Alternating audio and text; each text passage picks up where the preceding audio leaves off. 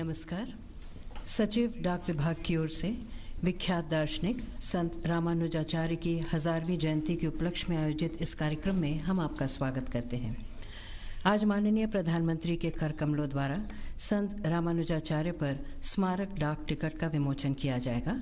हमारा सौभाग्य है कि आज हमारे बीच माननीय प्रधानमंत्री के साथ मंच पर उपस्थित हैं श्री मनोज सिन्हा, माननीय संचार राज्य मंत्री स्वतंत्र प्रभार, माननीय सूचना एवं प्रसारण, शहरी विकास, आवास एवं गरीबी उन्मूलन मंत्री श्री वेंकैया नायडू, माननीय रसायन एवं उर्वरक संसदीय कार्य मंत्री श्री अनंत कुमार, आंध्र प्रदेश के माननीय राज्यपाल श्री ESL नरसिम्हन, श्रीमती निर्मला सीतारमण, माननीय वाणिज्य और उद्योग राज्य मंत्री स्वतंत्र प्रभार श्री पोन राधाकृष्णन, माननीय सड़क परिवहन और राजमार्ग राज्य मंत्री। आरंभ में संचार राज्य मंत्री स्वतंत्र प्रभार माननीय श्री मनोज सिन्हा से निवेदन है कि आप कृपया अपने स्वागत भाषण के लिए पधारें।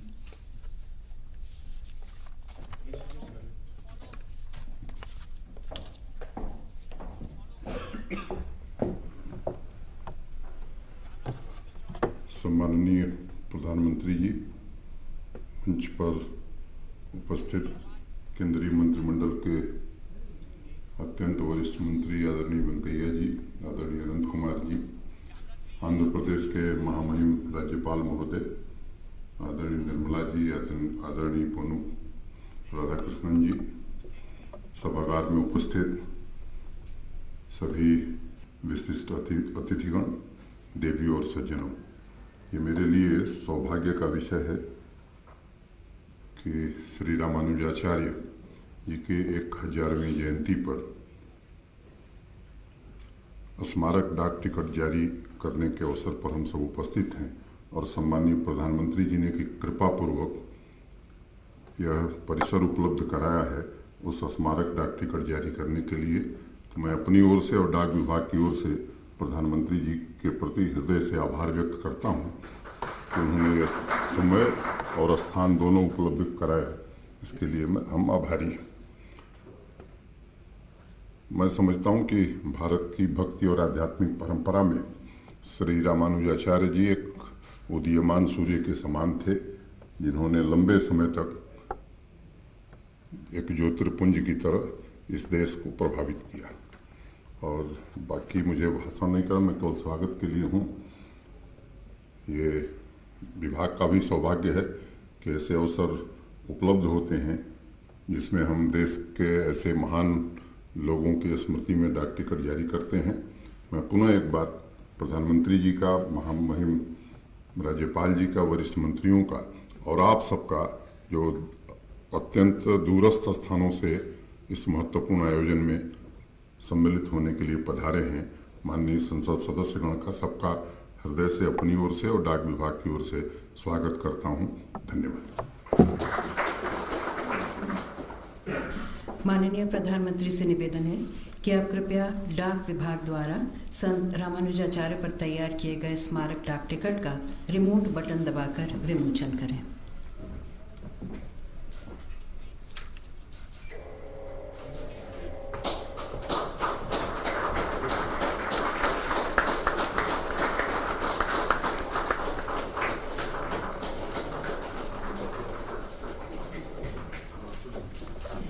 माननीय श्री मनोज सिन्हा से निवेदन है कि आप पहला एल्बम माननीय प्रधानमंत्री जी को भेंट करें।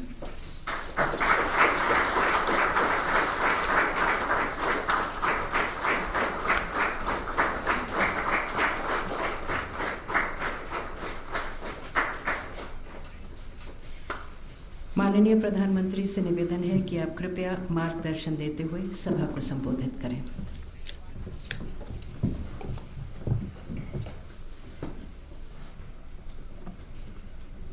मंत्रिमंडल के मेरे सहयोगी श्रीमान वेंकैया नायडू जी, श्री अनंत कुमार जी, इस विभाग के मंत्री श्रीमान मनोज सिन्हा जी, श्रीमती निर्मला सीतारमण जी, पोन राधाकृष्णन जी, आंध्र प्रदेश के गवर्नर श्रीमान नरसिम्हन जी, तमिलनाडु सरकार में मंत्री श्री सेवूर रामचंद्रन जी, यहाँ उपस्थित देवियाँ और सज्जनों, I am very happy to release a stamp on the occasion of the 1000th birth anniversary of the great social reformer and saint Sri Ramanujacharya. I am privileged to have been given this opportunity. The central message of Saint Sri Ramanujacharya ji, life was inclusive society, religion and philosophy. Sant Sri Ramanujacharya believed that whatever is and whatever will be is but an expression of God. He saw the manifestation of God in human beings and human beings in God. He saw all devotees of God as equal. When caste distinction and hierarchy had been recognized as integral to the society and religion, and everyone had accepted her place as a high and low in the hierarchy, Sant Sri Ramanujacharya rebelled against all this ideology. In his personal life and religion's teachings, संत श्री रामानुजाचार्य ने सिर्फ उपदेश नहीं दिए, सिर्फ नई राह नहीं दिखाई, बल्कि अपनी जिंदगी में उन्होंने अपने वचनों को जी करके भी दिखाया। हमारे शास्त्रों में जो लिखा है, मनसा वाचा कर्मणा, इस सूत्र पर चलते हुए उन्होंने अपनी जिंदगी को ही अपना उपदेश बना दिया। जो उनके मन में था वही वचन में था और वही कर्म में भी दिखा। संत श्री रामानुजाचार्य में एक विशेषता थी कि जब भी विवाद होता था तो वे स्थिति को और बिगड़ने से रोकने और समस्या को सुलझाने का एक अलग तरीके से प्रयास करते थे। ईश्वर को समझने के लिए द्वैत और अद्वैत, द्वैतवाद और अद्वैतवाद, ये बड़े प्रचलित थे। उस कालखंड में रामानुजाचार्य जी ने इस तनाव के माहौल में, दो छोर पर दुनिया चल रही थी, विशिष्ट अद्वैतवाद का सिद्धांत देकर के कैसे लोगों को जोड़ा जाए, कैसे अलग अलग चीजों से अच्छाइयों को मिलाया जाए, इस परंपरा को जन्म दिया। हर वो परंपरा जो समाज में भेद पैदा करती हो, समाज को बांटती हो, संत श्री रामानुजाचार्य उसके खिलाफ थे। वो उस व्यवस्था को तोड़ने के लिए, उसे बदलने के लिए अपनी पूरी शक्ति झोंक देते थे, प्रयास करते थे। आपको ज्ञात होगा किस तरह मुक्ति और मोक्ष के जिस मंत्र को उन्हें सार्वजनिक करने से मना किया गया था, क्योंकि अपने यहां परंपरा है कि जब शिष्य को गुरु मंत्र मिलता है तो ये पर्सनलाइज होता है, और गुरु कहते भी हैं कि मैंने जो मंत्र दिया है वो तेरे मोक्ष के लिए है, ये तुम्हें किसी को कहना नहीं है, तुम्हें हक नहीं है। जब रामानुजाचार्य जी को भी ये कहा गया, गुरु मंत्र दिया गया, उनके लिए जीवन में जो आध्यात्मिक ऊंचाइयों को प्राप्त करने थे उसके सारे रास्ते मिल गए, लेकिन वे परंपराओं के खिलाफ और सर्वजन हिताय सर्वजन सुखाय इस विचार को समर्पित जीवन था। मनोमन गुरु की क्षमा मांगते हुए उन्होंने क्या किया, एक जनसभा बुलाई और जनसभा को कह दिया कि ये गुरु मंत्र मुझे मिला है जिससे मुझे मोक्ष मिलने वाला है, ये मैं आपको भी बांटता हूं। और उन्होंने बांट दिया। उन्होंने कहा था कि जिस मंत्र से परेशानियों से मुक्ति मिले है वो किसी एक के पास क्यों रहे, उसका हक हर गरीब को क्यों न मिले, उसका पता हर गरीब को क्यों नहीं मिलना चाहिए। 1000 साल पहले इस प्रकार का व्यक्तित्व आज भी अगर 10 लोगों के बीच में अलग विचार रखना है तो हम 50 बार सोचते हैं यार इसको बुरा तो नहीं लगेगा, चुप रह जाते हैं, भाग जाते हैं। 1000 साल पहले सारी परंपराओं के खिलाफ कितना बड़ा जबरदस्त कन्विक्शन होगा, भीतर कैसी अंतर चेतना होगी जो उन्हें ये करने के लिए सामर्थ्य देती थी। संत श्री रामानुजाचार्य का हृदय इतना विशाल, इतना परोपकारी था। This is precisely why Swami Vivekananda spoke of the heart of Saint Sri Ramanujacharya, the large heart that cried for the downtrodden at a time when being downtrodden was recognized and accepted as a part of one's karma. Sri Ramanujacharya ji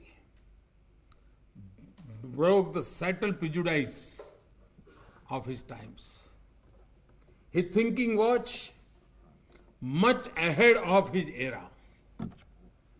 In more than one sense, Sant Sri Ramanujacharya was a millennial sage who foresaw 1,000 years before the hidden and unspelled out aspirations of the downtrodden. He realized the need to include the socially included, outcasts and the divyangs to make the not only religion but the society itself wholesome and complete. गरीबों के लिए, शोषितों के लिए, वंचितों के लिए, दलितों के लिए वो साक्षात भगवान बन करके आए थे।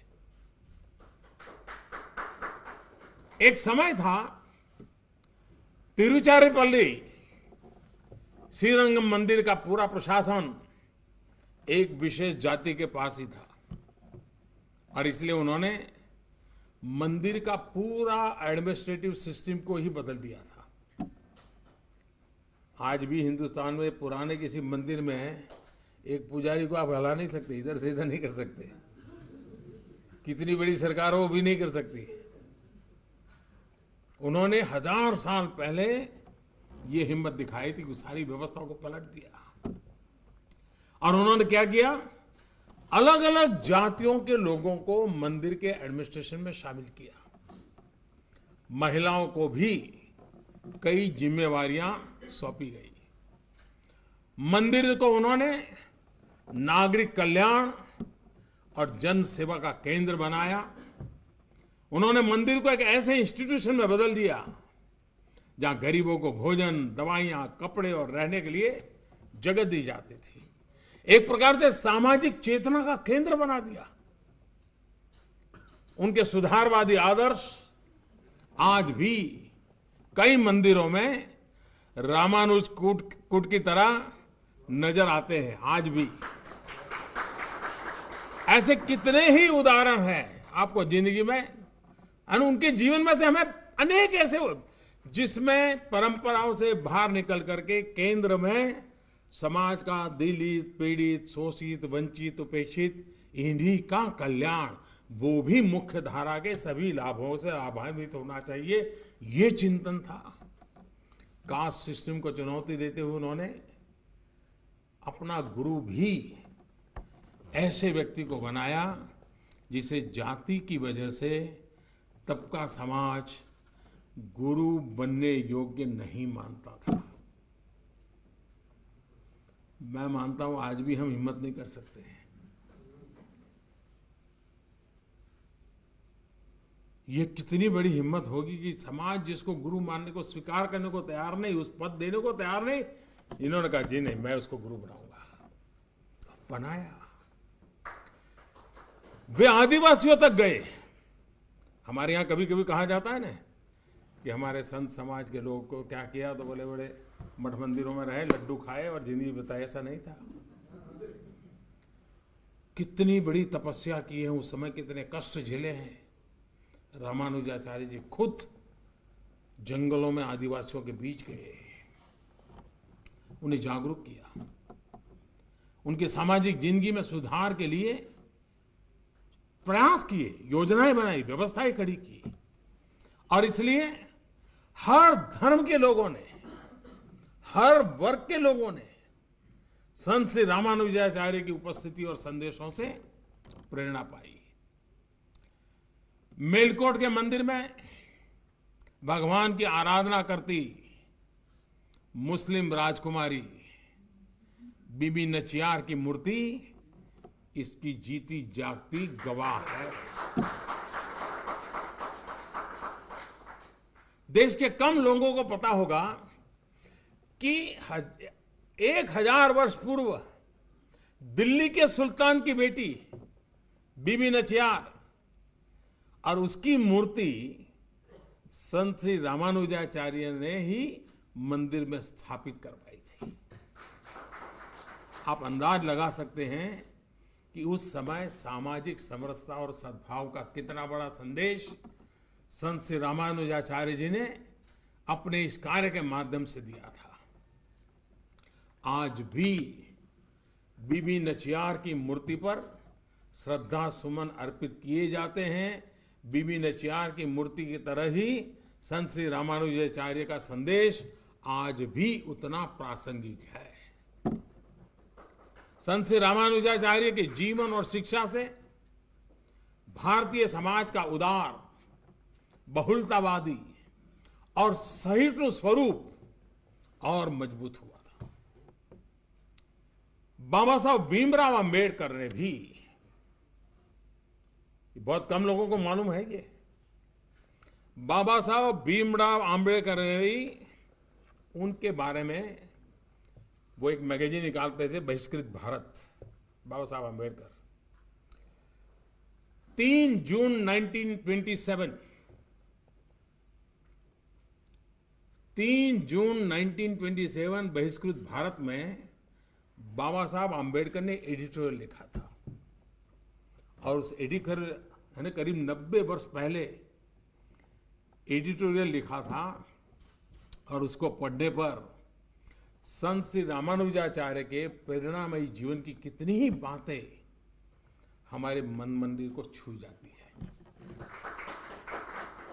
बाबा साहब ने लिखा था, हिंदू धर्म में समता की दिशा में यदि किसी ने महत्वपूर्ण कार्य किए और उन्हें लागू करने का प्रयास किया तो वो संत श्री रामानुजाचार्य जी ने किया। उन्होंने आगे लिखा है कि उन्होंने कांचीपुरम नाम के एक गैर ब्राह्मण को अपना गुरु बनाया। जब गुरु को भोजन कराने के बाद उनकी पत्नी ने घर को शुद्ध किया तो संत श्री रामानुजाचार्य ने उसका भी विरोध किया। ये बाबा साहब आंबेडकर की बात मैं बता रहा हूं आपको। आज से 90 साल पहले 3 जून 1927 को बाबा साहब आंबेडकर ने लिखा था, एक दलित गुरु के घर में आने के बाद अपने ही घर की शुद्धि होते देख संत श्री रामानुजाचार्य बहुत दुखी हुए और उन्हें बहुत गुस्सा भी आया था। जिस कुरीति को मिटाने के लिए वो अथक परिश्रम कर रहे थे, वो उनके घर से ही नहीं दूर हो सकी थी। इसके बाद ही उन्होंने संन्यास ले लिया और फिर अपना पूरा जीवन समाज के हित में लगा दिया। बाबा साहब आंबेडकर ने आगे कहा है, मैं फिर कहूंगा, उन्होंने सिर्फ उपदेश नहीं दिया बल्कि अपने कार्यों से उन उपदेशों को जीकर के भी दिखाया। उस दौर में समाज की जिस तरह की सोच थी, उसमें संत श्री रामानुजाचार्य महिलाओं को कैसे सशक्त करते थे, इस बारे में भी बाबा साहब ने अपने एडिटोरियल में बताया है। उन्होंने लिखा है, तिरुवल्ली में एक दलित महिला के साथ एक शास्त्रार्थ के बाद उन्होंने उस महिला से कहा कि आप मुझसे कहीं ज्यादा ज्ञानी है। आप कल्पना कीजिए, 1000 साल पहले रामानुजाचार्य जैसा व्यक्तित्व एक दलित कन्या के सामने अपना पराजय घोषित करें, कैसा व्यक्तित्व होगा। इसके बाद संत श्री रामानुजाचार्य ने उस महिला को दीक्षा दी और उसकी मूर्ति बनाकर मंदिर में भी स्थापित करवाई थी। दलित कन्या की मूर्ति मंदिर में। उन्होंने धनुर्दास नाम के एक अस्पृश्य को अपना शिष्य बनाया। और मजा क्या है, जब वो नदी में स्नान करने जाते थे तो किसी के भी कंधे पर हाथ रख करके चल देते थे, लेकिन जब स्नान करके शुद्ध होकर के पूजा पाठ के लिए जाना होता था तो वे इस दलित शिष्य के कंधे पर ही हाथ रख करके चलते थे। विनम्रता और विद्रोह की प्रवृत्ति का ये अद्भुत समागम था। जिस व्यक्ति के घर में दलित गुरु के प्रवेश के बाद उसे शुद्ध किया गया हो, वो व्यक्ति नदी के स्नान के बाद एक दलित के कंधे पर हाथ लेकर के मंदिर तक जाता था। जिस दौर में दलित महिलाओं को खुलकर बोलने की भी स्वतंत्रता ना हो, उस दौर में उन्होंने एक दलित महिला से शास्त्र में हारने पर मंदिर में उसकी मूर्ति भी लगवाई। ये शब्द बाबा साहब आंबेडकर के हैं। बाबा साहब इसलिए संत श्री रामानुजाचार्य से बहुत प्रभावित थे। जो लोग बाबा साहब को पढ़ते रहे हैं वो पाएंगे कि उनके विचारों और जिंदगी पर संत रामानुजाचार्य का कितना बड़ा प्रभाव था।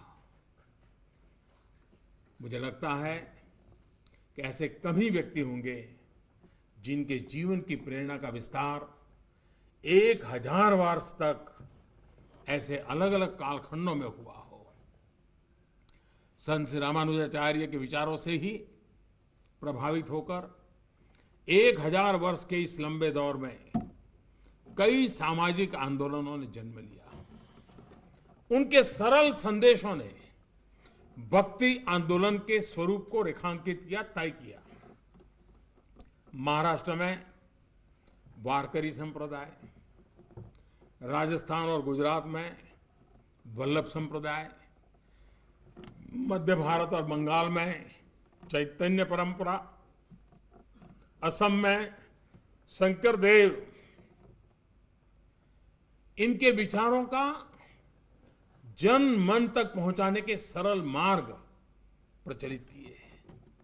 संत श्री रामानुजाचार्य के वचन से ही प्रभावी होकर गुजराती आदि कवि संत श्री नरसिंह मेहता ने कहा था, वैष्णव वजन तो तेने रे कहिए, जे पीड़ पराई जाने रे। और जो जीवन भर गांधी जी के लिए आदर्श बन गया और जो आज भी हम लोगों को जब हम वैष्णवजन सुनते हैं तब मुझ में और तुमको किसी को पता नहीं होगा कि किस भाषा में सुनते हैं। हिंदुस्तान के किसी भी कोने में जाइए, उसको वैष्णवजन मालूम है, लेकिन पता नहीं वो किस भाषा में बोल रहा है। ये गांधी की देन और रामानुजाचार्य का चिंतन, नरसिंह मेहता की कलम और गांधी की भक्ति, आप कल्पना कीजिए। गरीब का दर्द समझने का ये भाव संत श्री रामानुजाचार्य की ही देन है। इन 1000 वर्षों में संत श्री रामानुजाचार्य के संदेशों ने देश के लाखों करोड़ों लोगों को सामाजिक समरसता, सामाजिक सद्भाव और सामाजिक जिम्मेदारियों का एहसास कराया। उन्होंने हमें समझाया है कि कट्टरता और कर्मकांड में डूबे रहने को ही धर्म मानना कायरों का, अज्ञानियों का, अंधविश्वासियों का, तर्कहीनों का रास्ता है। कितनी कठोरता के साथ कहा होगा। और इसलिए हर वो व्यक्ति जो जाति भेद, विषमता और हिंसा के विरुद्ध खड़ा होता है, वो गुरु नानक हो जाता है, कबीर हो जाता है। जो समय की कसौटी पर खरा नहीं उतरता, वो कितना भी प्राचीन क्यों ना हो, उसमें सुधार करना ही ये हमारी सांस्कृतिक परंपरा है। और इसलिए समय समय पर हमारे देश में ऐसी महान आत्माएं सामने आई जिन्होंने अपनी व्यक्तिगत प्रतिष्ठा को दांव पर लगाकर, विष पी करके, हर तरह का रिस्क उठा करके, जोखिम उठाया, समाज को सुधारने के लिए काम किया है। जिन्होंने सैकड़ों वर्षों से चली आ रही व्यवस्था को, बुराइयों को खत्म करने का प्रयास किया, जिन्होंने समाज में परिवर्तन के लिए, भारत की चेतना को बचाने के लिए, उसे जगाने के लिए अविरत काम किया। संत श्री रामानुजाचार्य जैसे ऋषियों का तप है, इनके द्वारा शुरू किए और अविरल चलते सामाजिक जागरण के पुण्य प्रवाह का प्रताप ही है कि हमारी श्रद्धा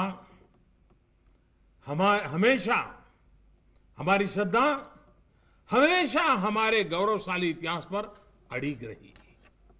हमारा आचरण, रीति रिवाज, परंपराएं समयानुकूल परिवर्तन करते गए, बनते गए। हमारी सोच हमेशा समय के उस पार रही, समय से काफी आगे रही। और इसी कारण हमारा समाज युग युग में सतत ऊर्ध्वगामी रहा।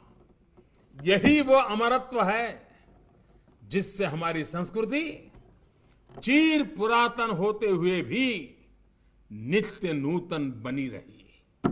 इन्हीं पुण्य आत्माओं के अमृत मंथन की वजह से ही हम गर्व से कहते हैं, कुछ बात है कि हस्ती मिटती नहीं हमारी, सदियों रहा है दुश्मन दौरे जमाए हमारा।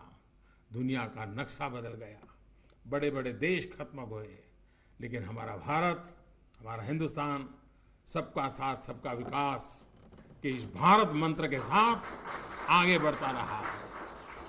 आज मुझे खुशी है कि संत श्री रामानुजाचार्य के जन्म के सहस्राब्दी वर्ष में कई संस्थाएं मिलकर उनकी शिक्षा और संदेश को घर घर तक पहुंचा रही है। मुझे उम्मीद है कि इन शिक्षाओं और संदेशों को देश के वर्तमान समय से भी जोड़ा जा रहा होगा। You all are aware that Sant Sri Ramanujacharya had also linked fulfilling the needs of the poor with social responsibility. For instance, he got a artificial lake made, spread over 200 acres in Tondunur near Malkot. This lake continues to exist as a living example of Sant Sri Ramanujacharya's work for the welfare of the people. Even today, it serves over 70 villages, fulfilling their drinking water and irrigation needs. आज जब हर तरफ पानी को लेकर इतनी चिंता है, तब 1000 वर्ष पूर्व बनाई गई ये झील इस बात का जवाब है कि जल संरक्षण कितना आवश्यक है। 1000 वर्ष में न जाने कितनी पीढ़ियां को उस झील से आशीर्वाद मिला है, जीवन मिला है। ये झील इस बात का भी सबूत है कि जल संरक्षण को लेकर हम आज जो भी तैयारी करते हैं उसका फायदा आने वाले सैकड़ों वर्षों तक लोगों को होता है। इसलिए आज नदियों की सफाई, झीलों की सफाई, लाखों तालाब खुदवाना वर्तमान के साथ ही भविष्य की तैयारी का भी वो हिस्सा है। इस झील की चर्चा करते हुए मैं आप सभी से ये अपील करूंगा कि संत श्री रामानुजाचार्य के कार्यों को लोगों तक पहुंचाते समय जल संरक्षण को लेकर आज क्या कुछ किया जा सकता है उस बारे में भी लोग सक्रियता से कुछ करें। I would also like to make an appeal to the leaders of the various institutions gathered here. As India enters its 75th year of independence in 2022, we are working on the weaknesses and constraints that hold us back. You too must set yourself specific targets which are tangible and measurable. आप तय कर सकते हैं कि 10,000 गांवों तक जाएंगे या 50,000 गांवों तक जाएंगे। मेरी अपील है कि संत श्री रामानुजाचार्य के राष्ट्र धर्म की चेतना जगाने वाले वचनों के साथ साथ वर्तमान चुनौतियों को ध्यान में रखते हुए मानव कल्याण, नारी कल्याण, गरीब कल्याण के बारे में भी लोगों को और सक्रिय किया जाए। इन्हीं शब्दों के साथ मैं अपनी बात खत्म करता हूं। मैं एक बार फिर आप सभी का आभार व्यक्त करता हूं कि आपने मुझे संत श्री रामानुजाचार्य पर स्मारक डाक टिकट जारी करने का अवसर दिया। आप सभी का बहुत बहुत धन्यवाद। ज्यादातर वो लोग हैं जिसको मुझे वणक्कम कहना चाहिए।